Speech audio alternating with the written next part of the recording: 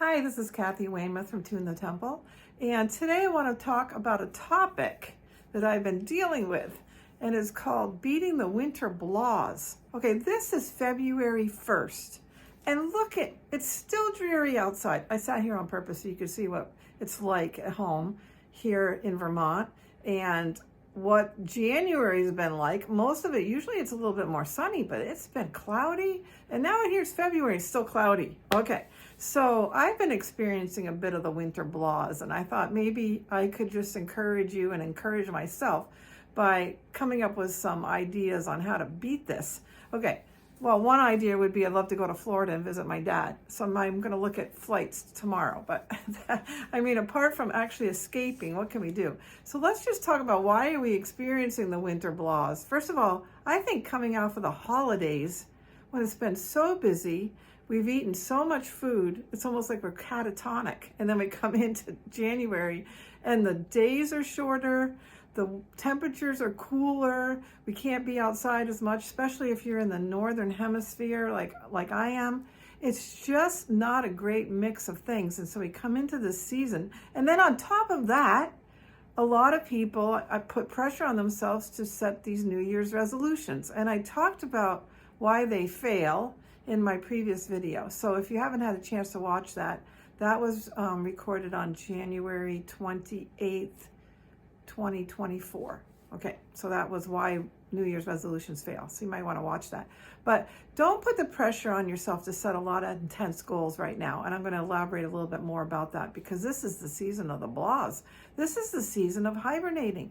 Okay, so another thing that happens in the season is even if we make great attempts to be outside, we're not outside here anywhere near like we are in the summer.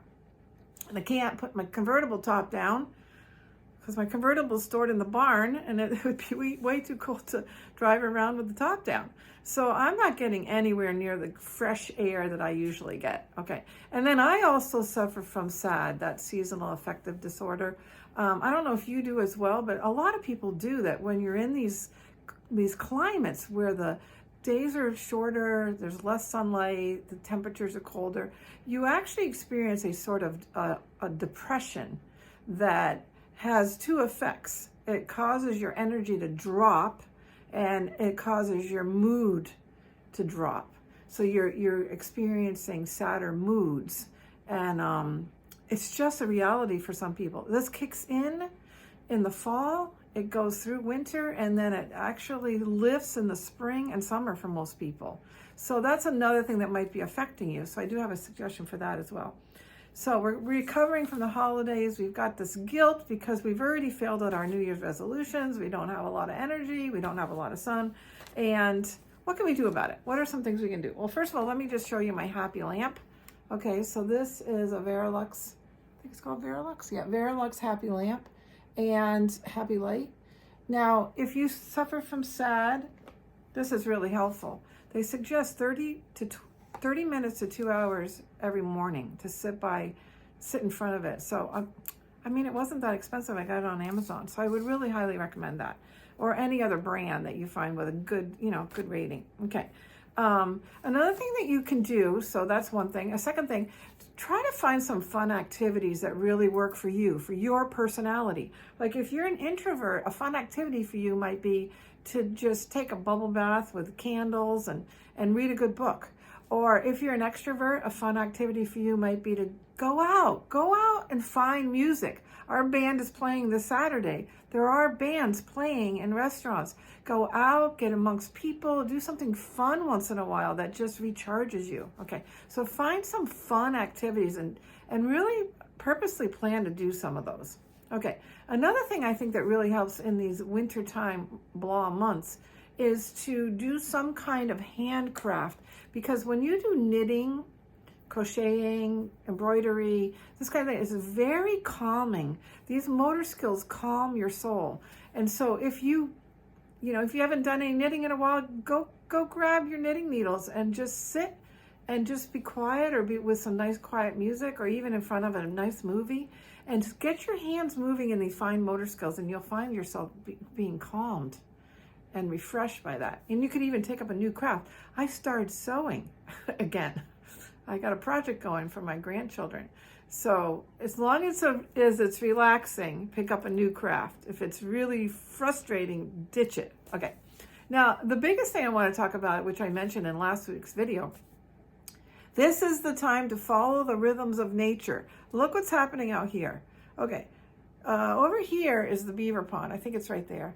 The beavers are they're resting. They're in there in the lodge, and they are just, they don't totally hibernate, but they just hunker down for the winter. Okay. They're in there. They're huddled in together. They even huddle with other animals. I've seen videos where there's mice in there with them. Okay, so what's happening in nature right now? And I want to talk about something that I just found fascinating. I didn't think to mention last week, but in winemaking, one of the most important seasons that the wine plants go through in order to make good wine is winter dormancy. Okay, and I looked something up and I wanted to read it to you. This is like from Wine Education 101, Winter Dormancy in the Vineyard. So winter dormancy is vital to the growth of the plant, and the resting period, this cold resting period, is necessary to ensure normal bud burst and growth cycle. So there is this dormancy time, and it's a pruning time as well. And so these are very important things to make the plants grow and produce a lot of fruit once the spring and summer come, and the harvest is, late summer. So, or some of them it's actually harvested after the cold temperatures come. That makes that like ice type of wine. Okay, so if wine plants need to go through a dormancy, we need to go through a dormancy. I'm here to give you permission to just lay off high expectations of yourself right now in the winter, and to give yourself permission to rest more, to recharge. Think of this as a recharging season. Now, I'm not giving you permission to not ever do the dishes and have the house become a disaster, because that's not going to help you rest. That's just going to make you feel all chaotic. Okay, but don't take on any big new projects.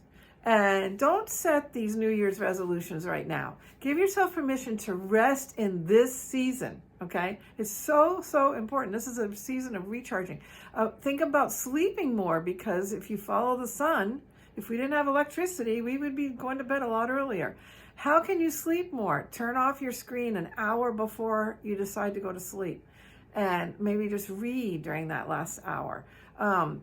So think about your exercise. Maybe you want to get some fun exercise that isn't quite as demanding, Like, I love cross-country skiing, but I'm not an intense cross-country skier. Like, I just sort of glide along. Okay, so find some things that you can do where you're following the rhythms of nature and you are bringing in this balance. I even want to say, there's a sign in town at our local chocolate. It's called Snowflake Chocolates in Jericho, Vermont, and they have a sign that says something like, New Year's resolutions have failed. We have chocolate for that. So I forgot to mention it last week, and a friend brought it up. This is a time for balance. I don't ever say go cold turkey. Don't completely stop the caffeine so you can sleep better. Don't completely cut out the things you enjoy, but maybe balance out and treat yourself to a piece of chocolate and a glass of wine. And think of it as just a nurturing time, balance. I'm not saying drink the whole bottle, but, it's time to treat yourself, and it's time to relax, and it's time for some dormancy, because spring is going to be coming. And when spring comes, you want to be recharged, and you cannot recharge if you are putting really, really, really high expectations on yourself. If your job is already demanding, if your lifestyle is demanding, then just see if there's any ways that you can bring an increased amount of calmness or an increased amount of resting. Like, I've been burning the fire. I mentioned it last week. I've been burning the fire a lot more. Sitting in front of a wood fire just really relaxes me.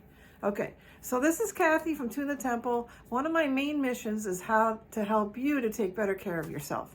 And I'm just here to tell you that the winter blahs are very real. Let's just ride out the tide. Let's go with the tide. Let's rest up now. And then in a couple of months, we are going to be ready to be starting up a little bit of a spring movement challenge maybe, or something that we get moving even more. Okay. So the winter blahs, let's beat them. Okay. Let's beat them together. Let's encourage each other. Okay. Kathy Weymouth from tunethetemple.com.